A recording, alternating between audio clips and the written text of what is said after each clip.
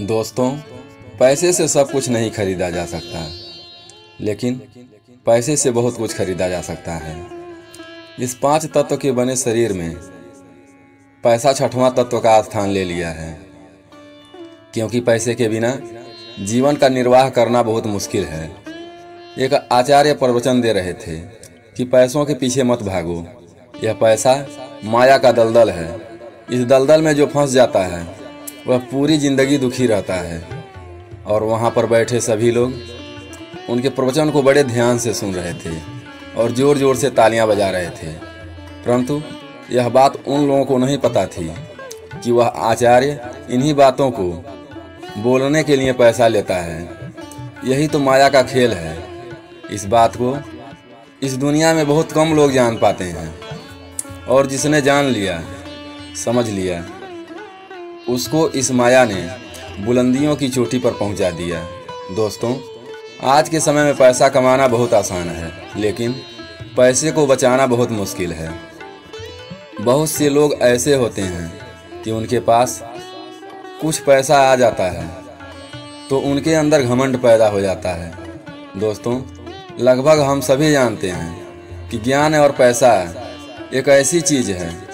ज्ञान है कि आता नहीं, परंतु आ जाता है तो जीवन भर जाता नहीं। ज्ञान इतनी आसानी से अर्जित नहीं होता है, और अपने जीवन में हमने एक बार भी ज्ञान को अर्जित कर लिया तो उस ज्ञान को हमसे कोई नहीं छीन सकता है। और वहीं देखें तो पैसा बहुत जल्दी आता है और बहुत जल्दी ख़त्म भी हो जाता है। अगर जिस इंसान को पैसा संभाल कर रखना नहीं आता तो पैसा आसानी से इधर उधर खर्च हो जाता है। दोस्तों, आज हम इस कहानी में आपको ऐसे 6 खर्च के बारे में बताएंगे जिसे आपको आज से नहीं बल्कि अभी से बंद कर देना चाहिए। आप कितना कमाते हैं यह मायने नहीं रखता, आप अपने पैसे को किस जगह खर्च करते हैं यह बहुत मायने रखता है। इसलिए आप 6 जगहों पर खर्च करना बंद कर दो। धीरे धीरे आपके पास पैसा रुकना शुरू हो जाएगा और आपको यह महसूस होने लगेगा कि वास्तव में हमारे पास अब धन रुकना शुरू हो गया है। और धनवान होने का पहला रास्ता यही होता है कि अपने खर्च को कम कर दो और ज़्यादा पैसा कमाने का तरीका ढूंढो।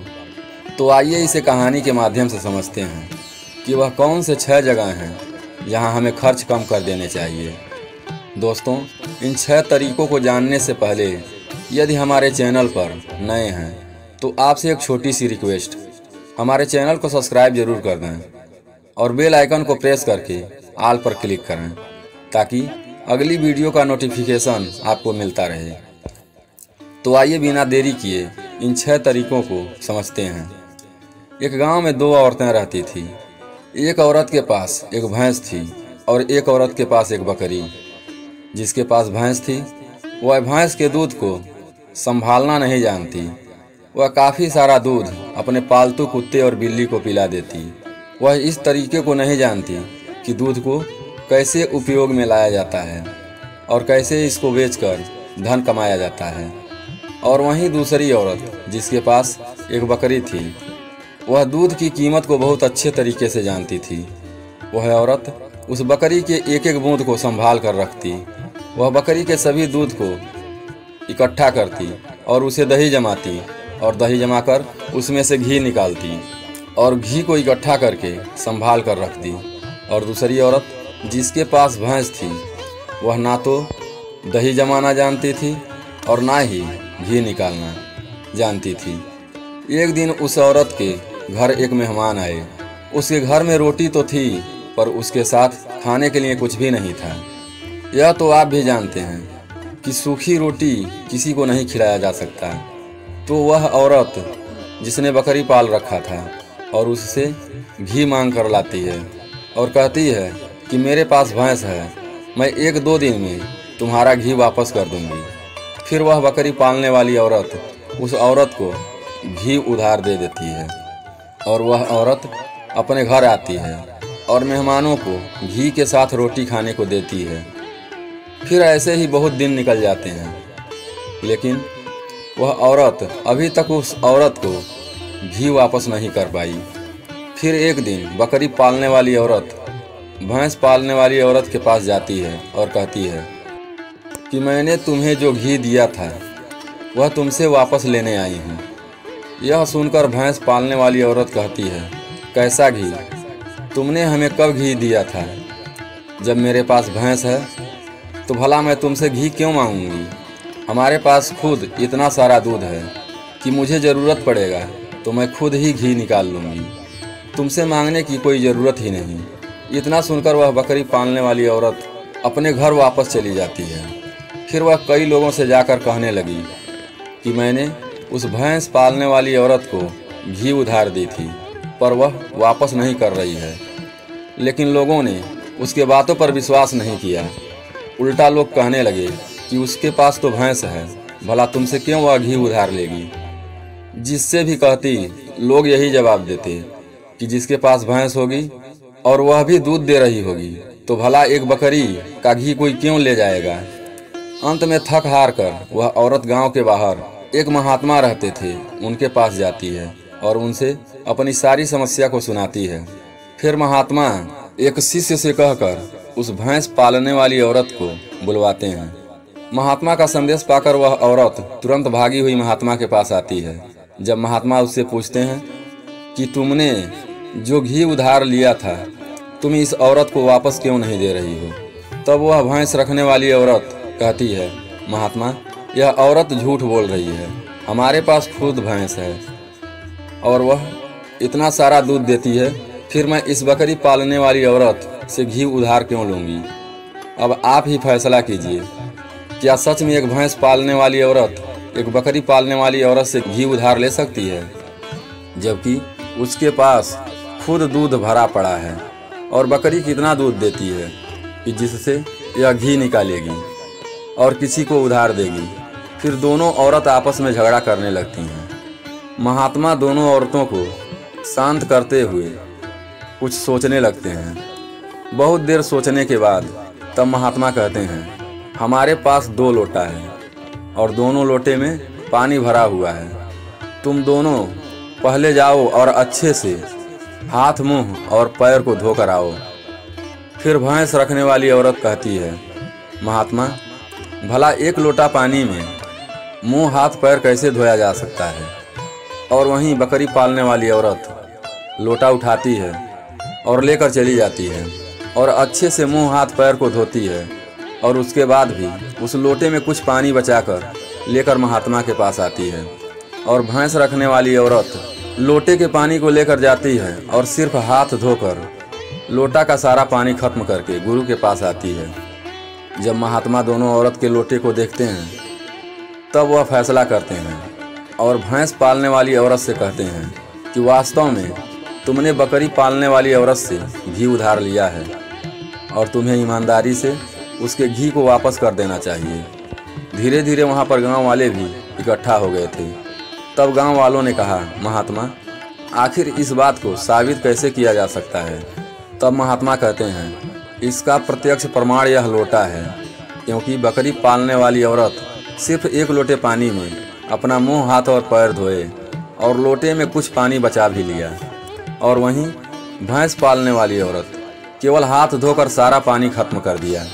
भैंस पालने वाली औरत को पानी की कीमत नहीं पता है और वहीं बकरी पालने वाली औरत पानी का अहमियत अच्छी तरह समझती है। आगे महात्मा कहते हैं, हमारे पास कोई भी चीज़ भले कितना भी ज़्यादा हो, यदि हम उसकी कदर नहीं करेंगे तो वह धीरे धीरे नष्ट हो जाएगा।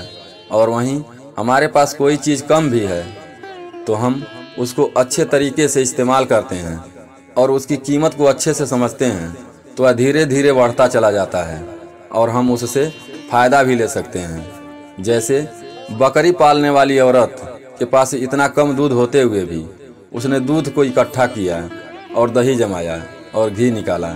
और वहीं भैंस रखने वाली औरत, उसके पास दूध तो बहुत ज़्यादा था परंतु उसको उस दूध का कदर नहीं था। तभी तो उसके घर में मेहमान आए और उसको बकरी पालने वाली औरत से घी उधार लेकर मेहमानों को खिलाना पड़ा। और यह बात 100% सत्य है कि भैंस पालने वाली औरत बकरी पालने वाली औरत से घी उधार लिया है। तब वह भैंस पालने वाली औरत महात्मा के पैरों में गिर पड़ती है और कहती है, हे महात्मा, मुझे क्षमा कर दीजिए। मैं वास्तव में इससे घी उधार लिया था और हमारे पास इतना दूध रहते हुए भी मैं इसका घी वापस नहीं कर पाई, क्योंकि हमें यह ज्ञान नहीं था कि बूंद बूंद से घड़ा भरता है। उसने बूंद बूंद से घड़ा भर लिया और मैं लोटा भर होते हुए इसका इस्तेमाल सही से नहीं कर पाई। तब महात्मा कहते हैं, अब लगता है तुम्हें यह बात सही से समझ में आ गया है। तुम जो कह रही हो कि बूंद बूंद से घड़ा भरता है, यही सत्य है। दोस्तों, यूं ही नहीं कहा जाता कि हमारी छोटी छोटी बचत भविष्य में हमें एक महत्वपूर्ण लाभ बनकर मिलता है, और यह बात बहुत कम लोगों के दिमाग में बैठती है। इस बात को बहुत कम लोग जान पाते हैं और यही बात हर व्यक्ति के ऊपर बैठती है। दोस्तों, आशा करता हूँ कि यह कहानी तो समझ में आ गई होगी। अब आइए उस जगह के बारे में जानेंगे कि कहाँ कहाँ पर हमें पैसा खर्च नहीं करना है और वहाँ पर हमें खर्च करना बिल्कुल बंद कर देना है। पहले नंबर का खर्च, दिखावे का खर्च।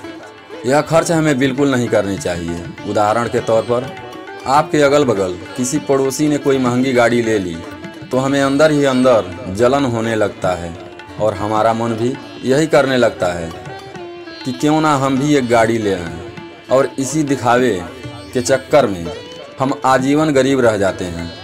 हम दिखावे के चक्कर में वह सामान भी घर में खरीद कर उठा लाते हैं जिसके बिना हमारा काम चल सकता है, जैसे कि गाड़ी लेना, महंगी जेवर लेना, महंगे मोबाइल। पैसे की तंगी में हम लोन लेकर भी ऐसी चीज़ें खरीद लेते हैं, जबकि यह बिल्कुल गलत है। इससे सिर्फ और सिर्फ हमारा नुकसान होता है, इससे कोई फ़ायदा नहीं होता है। और हम झूठी शान शौकत में अमीरी का दिखावा करते हैं। इस खर्च को हमें बहुत जल्दी बंद कर देना चाहिए। इस पैसे को बचाकर कहीं सही जगह पर खर्च करना सीखना होगा। दोस्तों, हमारा कहने का तात्पर्य यह नहीं है कि आप अपने शौक को पूरा ना करें, बल्कि कहने का मतलब यह है कि आपको जिस चीज़ की बहुत ज़्यादा ज़रूरत हो उसी चीज़ को खरीदें। किसी दूसरे को देखकर दिखावा करने के चक्कर में कोई भी सामान ना खरीदें, और साथ ही साथ यह जो सामानों की स्कीम आती है इसके चक्कर में तो बिल्कुल ना पड़ें, क्योंकि जिसको सामान बेचना है वह अपना सामान बेचने के लिए ऐसे ऐसे लुभावने स्कीम लाते रहते हैं जिसे लोग समझ नहीं पाते, ताकि हमें पसंद आ जाए और हम उसे तुरंत खरीदें, क्योंकि बेचने वाले इस तरीके को अच्छी तरह से जानते हैं कि ना तो लोगों का शौक खत्म होगा और ना ही हमारा मार्केटिंग बंद होगा। इसलिए शौक करने से बचें। अपने शौक पर उतना ध्यान ना दें, क्योंकि शौक करने से हमारा जीवन नहीं चलेगा, बल्कि मेहनत से और पैसे सेविंग करने से हमारा जीवन सुख से कटेगा। और एक बार अपने मन में बिठा लीजिए, आज के दौर में पैसा ही सब कुछ है। और जो लोग कहते हैं पैसा सब कुछ नहीं होता, अगर उनके जीवन के ऊपर ध्यान दिया जाए तो उनके लिए पैसा ही सब कुछ होता है। वे हमेशा ही पैसे के पीछे भागते रहते हैं और हमसे कहते हैं कि पैसे के पीछे मत भागो। दोस्तों, हमारे कहने का अर्थ यही है कि फिजूल खर्च से बचें और आपके मेहनत से कमाए हुए पैसे को इधर उधर खर्च ना करें, ताकि आपके पास ज़्यादा से ज़्यादा पैसा बचे और ज़रूरत के समय में आपके काम आ सके। दोस्तों, इस कहानी से आपको कुछ समझ में आई हो तो लाइक करें और कमेंट में नमो बुद्धाय ज़रूर लिखें। फिर मिलते हैं एक नई कहानी के साथ अगली वीडियो में। तब तक के लिए अपना ख्याल रखें। नमो बुद्धाय।